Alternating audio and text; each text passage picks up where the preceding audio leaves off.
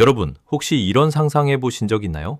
회사가 두 팀으로 쪼개졌는데 새로 생긴 팀에 월급 줄 돈이 없다는 통보를 받는 겁니다. 그것도 출범한 지 한 달도 안 돼서요. 웃긴 얘기 같죠? 그런데 이게 지금 인천에서 실제로 벌어지고 있는 일입니다. 지난 7월 1일 인천에서는 31년 만에 행정구역이 다시 그려졌습니다. 기존 서구가 서해구와 검단구로 쪼개졌고요. 중구와 동구는 합쳐져서 제물포구가 됐습니다. 영종도는 따로 영종구로 독립했고요. 인천은 이제 2개군, 9개구 체제로 바뀐 겁니다. 그런데 이 새로 태어난 4개 구청 축하연 수막을 걸기도 전에 곳간부터 확인해봤더니 텅 비어 있었습니다. 공무원들 월급 줄 돈, 쓰레기 처리할 돈, 가로등 켤 돈까지 부족한 상황이었던 거죠. 오늘은 이 사건을 통해서 조금 더 큰 질문을 하나 던져보려고 합니다. 왜 행정구역을 나누고 합치는 개편은 늘 시작부터 세금 부담으로 돌아오는 걸까요?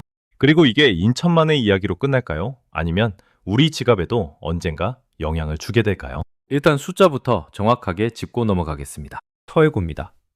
올해 하반기에 당장 써야 하는 필수 경비, 그러니까 직원 인건비랑 환경공무관, 인건비, 폐기물 처리 비용 같은 걸 다 더하면 확보하지 못한 예산이 약 296억 원에 달합니다. 여기에 서구 시절 떠안았던 지방채 상환금 278억 원, 그리고 돌려줘야 하는 전입금 350억 원까지 더하면 서해구 하나가 짊어진 부채 규모만 628억 원이라는 계산이 나옵니다. 검단구도 사정은 비슷합니다. 연산 기반을 새로 구축해야 하고 가로등 유지 관리비 같은 것도 필요한데 이런 필수 재정 수요만 152억 원 규모입니다. 여기에 임시청사 임대료가 148억 원까지 잡혀 있어서 지속적으로 돈이 새어나가는 구조입니다. 하반기 청소행정, 민간 위탁 사업과 도로, 유지관리 비용만 따로 떼어도 92억 원을 추가 경정 예산으로 급하게 마련해야 하는 상황이고요. 영종구는 아예 은행문을 두드렸습니다. 필수 경비를 마련하기 위해서 181억 원을 일시 차입, 쉽게 말해 은행 대출을 받았습니다. 새 구청이 출범 한 달 만에 대출부터 받은 셈이죠. 이렇게 4개 신설구가 올해 확보하지 못한 예산을 다 합치면 484억 원에 달합니다. 평균으로 따지면 한 개 구당 120억 원씩 구멍이 난 겁니다. 여기서 궁금해지실 겁니다. 아니 그냥 하나였던 구를 두 개로 나누는 건데 대체 왜 이렇게까지 돈이 많이 들까요? 첫 번째 이유는 물리적인 재출발 비용입니다. 동네 표지판 하나만 봐도 그렇습니다. 서구라고 적혀있던 이정표, 도로명 주소, 관공서 간판, 학교 문패까지 전부 서해구, 검단구, 제물포구로 다시 만들어야 합니다. 여기에 신설구청은 아직 제대로 된 청사도 없어서 임시청사를 빌려 쓰고 있는데 이 임대료만 매달 꼬박꼬박 나갑니다. 검단구 하나만 해도 148억 원짜리 임대료 부담을 지고 있다고 말씀드렸죠. 두 번째 이유는 빚의 대물림입니다. 서해구와 검단구는 원래 서구였던 곳에서 갈라져 나왔습니다. 그런데 서구가 예전에 진 빚, 즉 지방채도 두 구가 나눠서 짊어지게 됐습니다. 서해구가 떠안은 지방채 상환금만 278억 원이라고 말씀드렸는데 이 이자만 매년 6억 원씩 갚아나가야 한다는 이야기도 나옵니다. 한마디로 재산은 나누는데 빚도 같이 나눈 겁니다. 세 번째 이유가 사실 제일 근본적인 문제입니다. 바로 세입구조의 시차입니다. 새로 생긴 구는 재산세 같은 지방세가 곧바로 들어오지 않습니다. 행정 시스템을 다시 세팅하고 과세 대상을 다시 정리하는데 시간이 걸리기 때문이죠. 검단구청장직 인수위원회 관계자는 이걸 이렇게 표현했습니다. 최악의 경우 세입 부족으로 복지비 지출이 막힐 수도 있다고요. 돈은 나가는데 들어오는 돈은 아직 준비가 안 된 상태. 이게 신설구청들이 처한 현실입니다. 그런데 여기서 착각하면 안 되는 게 하나 있습니다. 이 재정난 순수하게 행정구역 개편 때문에만 생긴 게 아닙니다. 배경에는 더 큰 그림이 하나 깔려 있습니다. 바로 국가 전체의 세수 결손입니다. 최근 몇 년간 정부의 세금 수입이 예상보다 크게 덜 거치면서 그 부담이 지방정부로 고스란히 전가되고 있다는 지적이 나옵니다. 중앙정부가 지자체에 내려보내는 교부금이나 지원금 규모 자체가 줄어들다 보니 안 그래도 빠듯한 지방 살림이 더 쪼그라든 겁니다. 그러니까 신설구 재정난은 단순히 인천이 계획을 잘못 짠 게 아니라 나라 살림 전체가 어려워진 상황과 맞물려서 터진 문제라고 봐야 합니다. 그리고 이 어려움은 새로 생긴 4개구에만 머물지 않습니다. 인천의 기존 자치구들도 비슷한 압박을 받고 있습니다. 미추홀구는 전체 세출의 73%가량이 복지비로 묶여 있어서 정작 쓸 수 있는 가용 예산이 부족한 상황입니다. 상대적으로 재정 자립도가 높다는 연수구, 부평구, 계양구조차도 복지 예산은 계속 늘어나는데 세수는 줄어드는 이중고를 겪고 있습니다.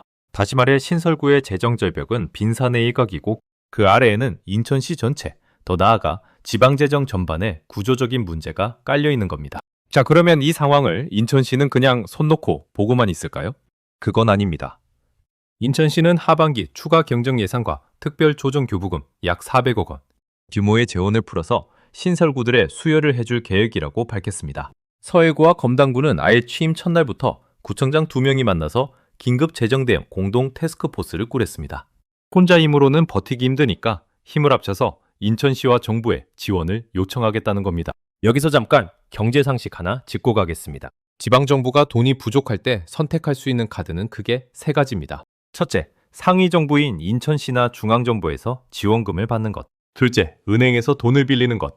방금 본 영종구의 181억 원 차입이 바로 이 경우입니다. 셋째, 지출을 줄이는 것. 서해구가 하고 있는 행사성 예산과 업무 추진비 삭감이 여기에 해당합니다. 문제는 이 3가지 카드 모두 결국 누군가의 부담으로 돌아온다는 점입니다. 지원금은 결국 우리가 내는 세금에서 나옵니다. 대출은 이자가 붙어서 나중에 더 크게 갚아야 합니다. 지출 삭감은 당장은 티가 안 나 보여도 결국 주민들이 받는 행정 서비스의 질이 떨어지는 방식으로 나타납니다. 도로 보수가 늦어지거나 복지 서비스 신청 절차가 느려지거나 동네 시설 관리가 소홀해지는 식으로 말이죠. 그럼 여기서 우리가 진짜 궁금해해야 할 질문이 나옵니다. 이게 인천 시민이 아닌 사람들과는 상관없는 이야기일까요? 결론부터 말씀드리면 아닙니다. 이유는 2가지입니다.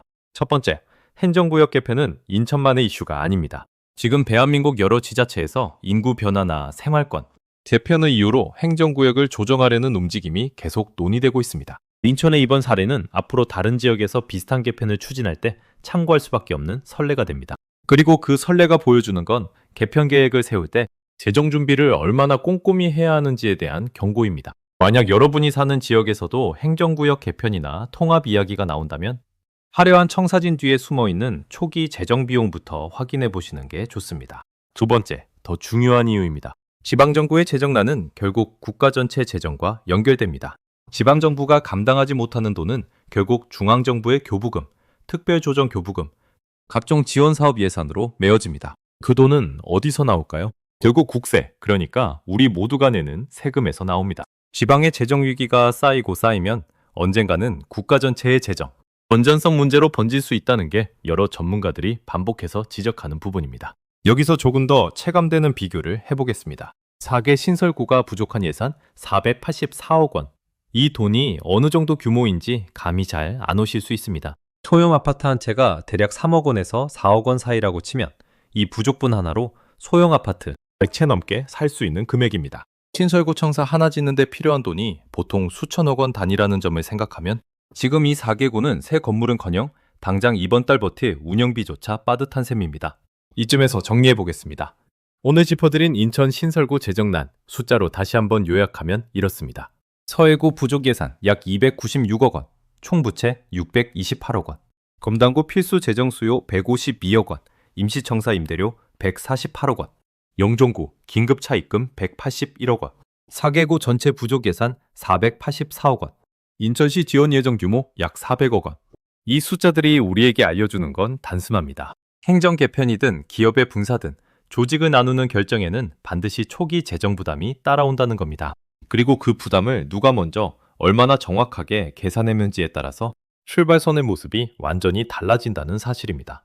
여러분이 만약 이런 뉴스를 접했을 때 그냥 지나치지 않고 체크해보면 좋을 3가지 포인트를 정리해드리겠습니다. 첫째, 화려한 발표 뒤에 숨은 초기 비용을 확인하세요. 새로운 정책이나 개편 발표는 늘 장밋빛 미래를 강조합니다. 하지만 그걸 실행하는 데 드는 초기 비용, 그리고 그 비용을 누가 부담하는지는 잘 언급되지 않습니다. 둘째, 지방정부의 재정 상태는 결국 우리 지갑과 연결된다는 걸 기억하세요. 지방세가 오르거나 지역 행정서비스 수수료가 인상되거나 복지 혜택이 축소되는 뉴스가 나온다면 그 뒤에는 오늘 본 것과 비슷한 재정 압박이 숨어 있을 가능성이 높습니다. 셋째, 국가 전체의 세수 흐름을 눈여겨보세요. 세수가 예상보다 덜 거치는 해에는 지방정부부터 순서대로 재정난에 몰릴 가능성이 커집니다. 이건 인천만의 문제가 아니라 전국적인 흐름으로 이어질 수 있다는 신호입니다. 결국 이번 인천 신설구 사태가 우리에게 던지는 진짜 메시지는 이겁니다. 중요한 건 새로운 구가 몇 개 생기느냐, 이름이 뭐로 바뀌느냐가 아닙니다. 그 변화를 감당할 돈을 미리 계산해 두느냐, 그리고 그 부담이 결국 누구에게 돌아가는지를 미리 아는 사람이냐, 이게 훨씬 더 중요한 문제입니다. 여러분은 어떻게 생각하시나요?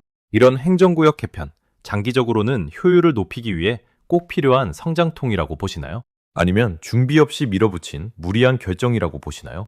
댓글로 여러분의 생각 남겨주시면 다음 영상에서 더 깊게 다뤄보겠습니다. 시청해주셔서 감사합니다. 좋아요, 구독 부탁드립니다.